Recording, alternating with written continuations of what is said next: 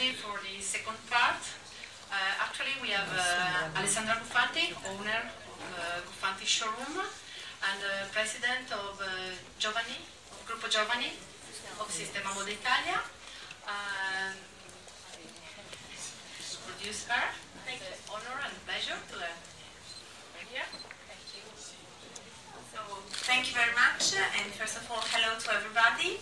I'm very pleased to be here, and I thank Ms. Nardoni, who is in chief of the organization of the Monte Carlo Fashion Week, and of course Davide Jais, who has the coordination and the connection who brought me here today. Thank you very much. A talk with you which wants to bring us very far away, because we are here in an amazing, sunny and very well-known place, but our future might be also very far away from here. So it's time to start to think, plan and organize our life, connecting our companies to the Asian markets. This is why, first of all, I'm very pleased to introduce you a little bit my company, because it helps us to understand the sense of this journey. And Guffanti is our family name, so we are like a lot of businesses in Italy, a family business, which started already 25 years ago. So it's already a long journey in this fashion industry we're doing. It's called Concept Showroom because we have always liked to present different products. So we have always appreciated not only to stake on high-end brands, but also on more sophisticated designers, on new proposal of creative, working not only with women's fashion, but also with children, accessories and wedding dresses. This is why here you have an overview about our space in Milano. It's around a space of approximately 1,000 square meters, which I have to say year by year grows a little bit, because space is one of the very important elements belonging to the opportunity to present properly our collections. And a little bit about our story. Just getting back, we started in 1989. Everything started by my father. You have to know that my father, at the beginning of his business, was manufacturer in knitwear. He loved to do very creative knitwear. But then at the end of the 80s, he thought that the new deal was to bring international collections to Italy. You know, at the end of the 80s, it wasn't really common. And he started with some French brands. Maybe because my mother is French, so it was easier for him, the connection. And since 1989, a lot of things happened in our company. And from 2008 up to now, it was a long journey around an area which I discovered to be very fascinating. I really feel in love with this area because I feel home. And this is not something you can in the company I'm used to do the business development, was to start in 2010 to move to Asia. So actually 1/3 of my year I'm in between China, Korea and Japan, and I visit our customers and try to discover new ways of business development for our company. Everything happens in our space because I think that the business development of a company has to have some rules. And one of these is, first of all, a multicultural approach. I'm proud to say that we work with people from all over the Russian area, from all over Italy, but most of all I work with Chinese, Taiwanese and Korean colleagues. And this makes really a big effect on the opportunity to develop a relation with other customers and consumers. The way you have to move to their attention. So I wish to share with you 3 motivations why, as a showroom Guffanti, we have decided during these years to start this very complex trip towards the Asian markets. And I have to say that up to now, I'm 38 years old, it's the most complex business investment I have ever done. Not because of the long trip, but because of the complexity of dealing with a market which has totally different strategical view. First of all, Milano has a deep cultural link with China. Yes, because we have a Chinatown, and not only Milano, but also Firenze, Napoli, Roma have Chinatown. But maybe I have to say that the one in Milano is the one who did the best step of development.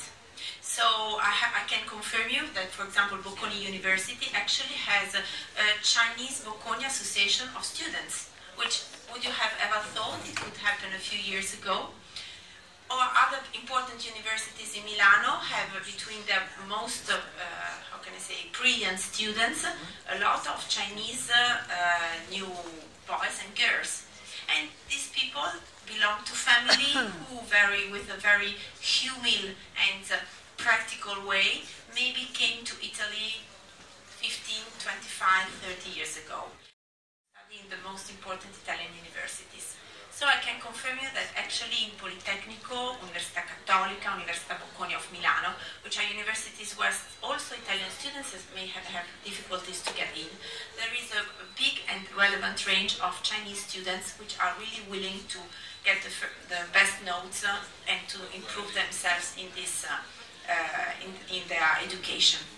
Second step, Chinese investors consider Italy as a window for international brands. Actually, we have in this 6 months a very important event in Milano. It's called Expo. Expo is not only a place where to go. First of all, who of you has visited? People from Milano like a lot nightlife, and trust me, from 7 p.m. Expo is very cool. Beautiful lights, top restaurants, and you can really go around.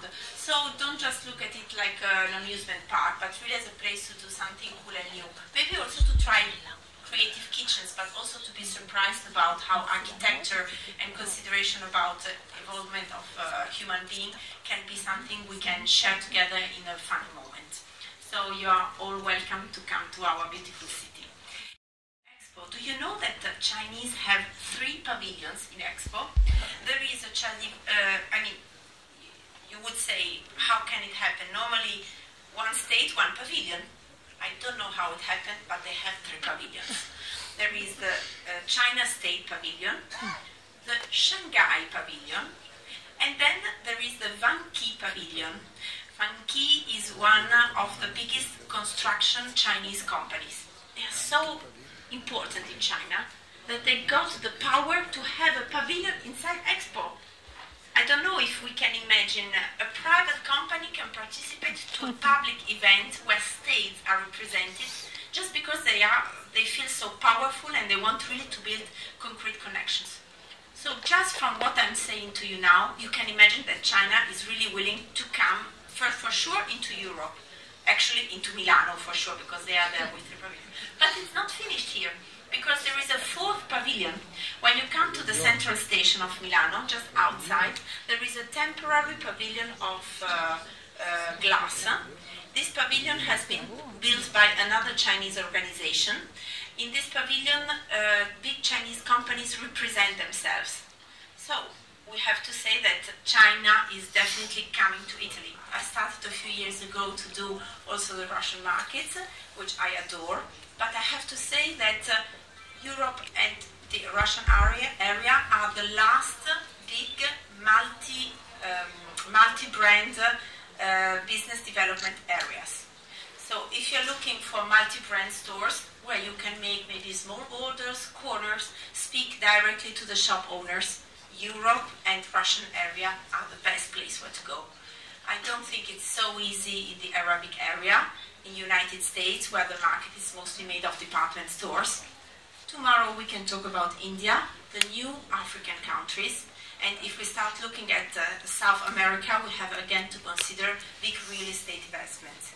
So, all the markets I have said after Europe and Russia are all markets which are much complex to get in, and maybe not mature, because apart the American market, which is in a deeply development engagement relation with Europe for the treatments or for other motivation, we can check on that, and so it's back coming as an interesting market for the luxury brands. If we just look back to us, what's next? Next it's China and Korea.